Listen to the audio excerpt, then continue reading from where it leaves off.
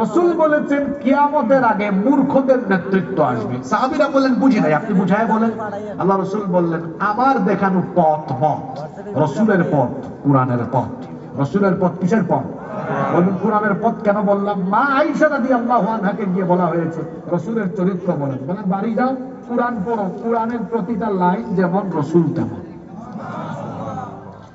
রাসূল তার গোটা জীবনের সবকিছু করেছেন কার কিতাব দিয়ে? আল্লাহর কিতাব। আমার রাসূল বলছেন যারা এই বিধান বাদ দিয়ে ব্যক্তি, পরিবার, সমাজ, রাষ্ট্র পরিচালনা শুরু করবে এরা মূর্খ। এই মূর্খদেরকে যারা অনুসরণ অনুকরণ করবে, হেল্প করবে, সাহায্য সাপোর্ট করবে, রাসূল বলেছেন তোরা আমার কেউ না, আমিও তোদের কেউ না।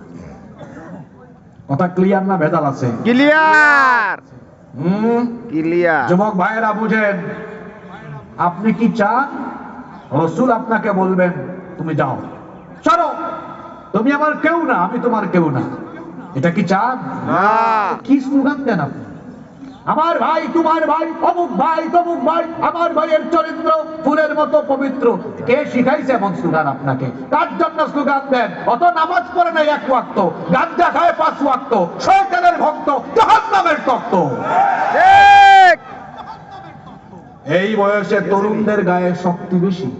এই শক্তি কি আল্লাহ দিয়েছেন কারো চামচামি করে এই যৌবন নষ্ট করার জন্য? নো।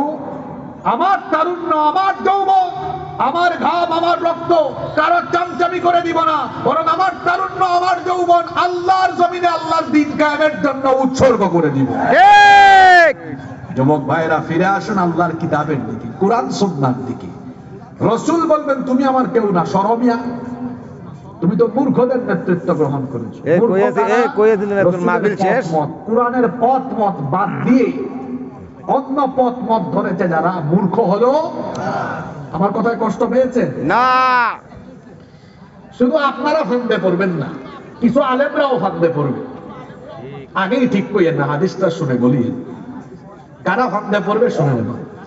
আল্লাহ রাসূল বলেছেন আল উলামাউ উমানাউর রুসুলি আলা ইবাদিল্লাহি তাআলা মা লাম ইউখালিতুস সালাতিন।